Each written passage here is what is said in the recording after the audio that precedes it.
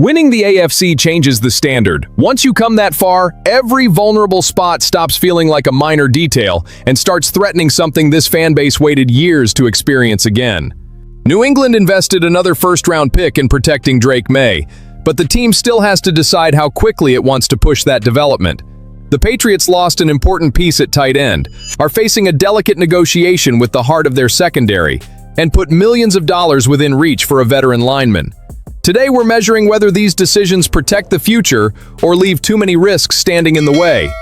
If you're living every moment of this season with us, hit that like button. There's a huge difference between drafting a player to put out a fire and drafting one to lock down a position for an entire era. Caleb Lomu came to New England for the second reason. The Patriots moved up a few spots in a trade with Buffalo and used the 28th overall pick on the Utah tackle, making another first-round investment at the position just 1 year after selecting Will Campbell. The message carries real weight. If Drake Maye is the center of this project, the offensive line cannot be built on improvisation. The emotionally difficult part for Patriots fans is accepting that the payoff might not come right away. Campbell stepped into the starting lineup the moment he arrived in Foxborough. Lomu could follow a different road. That doesn't make the pick any less ambitious. It means his development has to be handled with care. At 21 years old, standing 6'7" and weighing 313 pounds, he brings a rare athletic profile. His 9.77 relative athletic score helps explain why New England saw such a high ceiling and refused to wait for him to fall to its original spot. At Utah, Lomu played 27 games and started 24, including 12 starts in 2024 and another 12 in 2025. He earned freshman All-America honors before becoming a first-team All-Big 12 selection.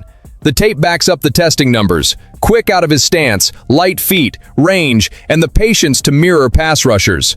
Lomu can recover when he loses the first contact, move effectively to the second level, and line up on either side of the line. In pass protection, there's enough there to imagine Campbell locking down the left side and Lomu stabilizing the right for years to come. Potential, however, cannot cover up the work ahead. His arm length and hand size are below ideal for a tackle that tall. His hand placement comes and goes, some of his steps lose coordination, and his power in the running game still has not caught up with his movement skills. He doesn't consistently drive defenders off the ball, and he will likely need to add mass and core strength to move NFL bodies. Against professional pass rushers, the small delays he could erase in college may suddenly come with a much higher price. I can defend the Patriots' decision without trying to sell anyone a fantasy. This pick should not be judged only by whether Lomu starts the opener. It should be judged by the player protecting Maye when those January games tighten up. If Lomu gets time to clean up his hands, base, and strength without being thrown in too soon, New England could have two young walls at offensive tackle. If need forces him onto the field before he is ready, every lesson will come with pressure attached. For a team that just represented the AFC in the Super Bowl, this pick carries hope and responsibility in equal measure. Lomu was not drafted to be some experiment. He was drafted to turn right tackle into a position the Patriots no longer have to worry about. The question that will follow him through camp isn't whether he has talent. It's how much time New England can give him before that talent is needed out on the field.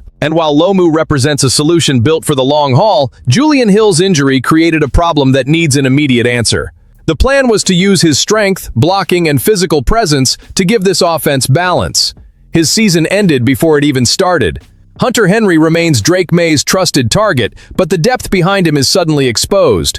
Rookie Eli Raridun has potential. Asking him to take on every critical responsibility in Week 1 would put far too much on a player who is still learning the NFL level. That's why Will Dissly deserves a phone call. Not as a star, not as a savior, and not as a signing designed to own the headlines. The appeal is the exact opposite. He's the kind of veteran who can walk in, line up next to a tackle, handle the physical work, and restore balance to heavier personnel packages. The Chargers released him in March while reshaping their roster and tight end room. That created a clear opportunity. New England could add experience without giving up a draft pick or paying the price of a long-term starter. The fit makes sense because Dissly could absorb responsibilities that should not all fall on Henry or Raridun. In the running game, he could seal the edge and let the offense change its look without tipping the play. Off-play action, he could leak into the flat or settle into a short window as a safe option when protection breaks down. Henry could stay focused on the routes where he really hurts defenses. The rookie would have room to grow, and Maye would gain a reliable piece on the downs that rarely make the highlight reels but constantly decide drives. Of course, the medical evaluation and his physical condition would have to support any deal. Disley's role declined during his final season in Los Angeles, so his name alone fixes nothing. The right offer would be short, low risk, and connected to real competition in camp. If he can still deliver the blocking that has defined his career, he becomes a useful answer. If he can't, the commitment remains under control. What New England cannot do is treat this gap like it is some minor concern. An offense that won the conference knows how one protection bust, one missed block, or one limited formation can completely swing a game. Losing Hill already removed a layer from the plan. Disley could be the quiet piece that restores it before a manageable problem follows this offense into the season. There's one concern no depth signing can ease. Christian Gonzalez needs to be at the center of this defense when the intensity of camp starts rising. The Patriots exercised his fifth-year option, keeping the cornerback under contract through 2027, and both sides have made it clear they want to stay together.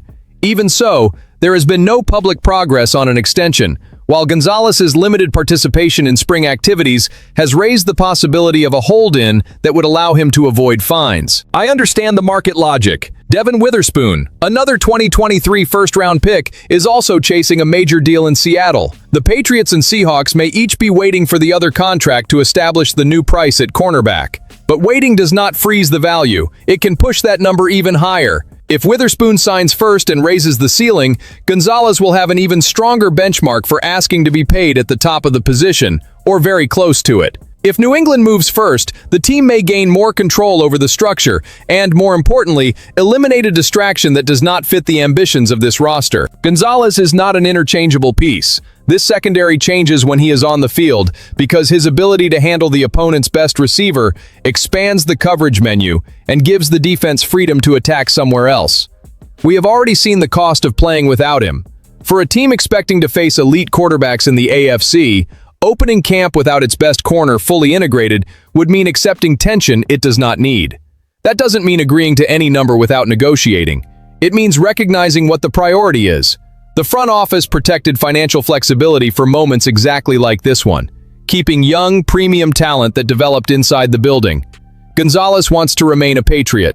The franchise wants to keep him.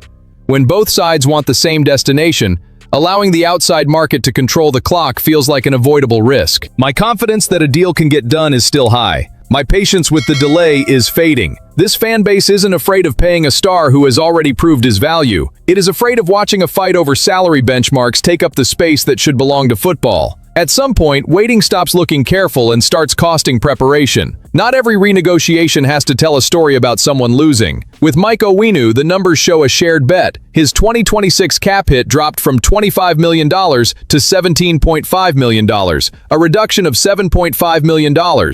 In return, the guarantee structure became more favorable for the player, and the revised deal opened a path to $2 million in incentives. $1 million if he makes the Pro Bowl on the original ballot. Another $1 million if he earns first or second team All-Pro honors. Those bonuses can be earned independently and are classified as not likely to be earned because Onwenu received neither honor last season. That keeps them off the 2026 cap. If he reaches one or both marks, the corresponding amount will count against the 2027 cap.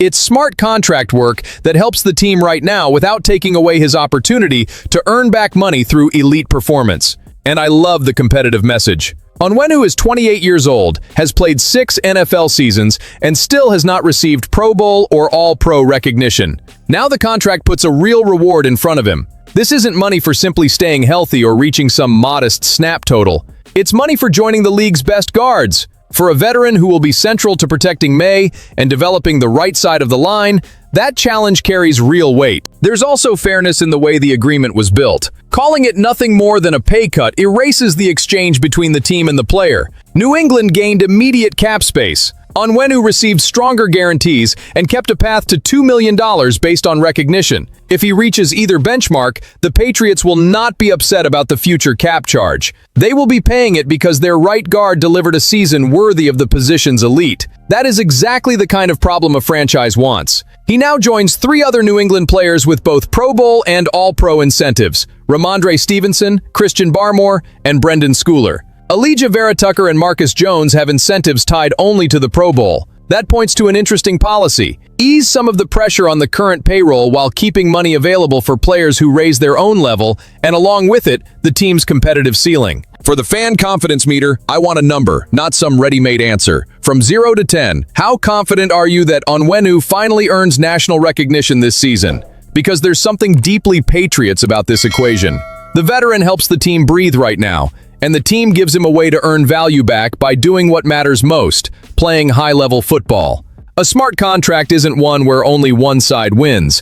It's one that turns financial interest into fuel for an offensive line carrying massive expectations. All four stories carry the same responsibility: protect what New England fought so hard to get back to. Lomu can stabilize the future of the offensive line. Disley would be a sensible answer after losing Hill. Gonzalez deserves urgency that matches his importance. And Onwenu now has concrete reasons to chase the best season of his career. No decision exists in isolation when the quarterback is young and the team just won the AFC. So rank today's biggest development: Lomu's growth, the search for a tight end, Gonzalez's contract, or Onwenu's challenge. Put it in the comments and subscribe. This space belongs to everyone who lives Patriots football every day.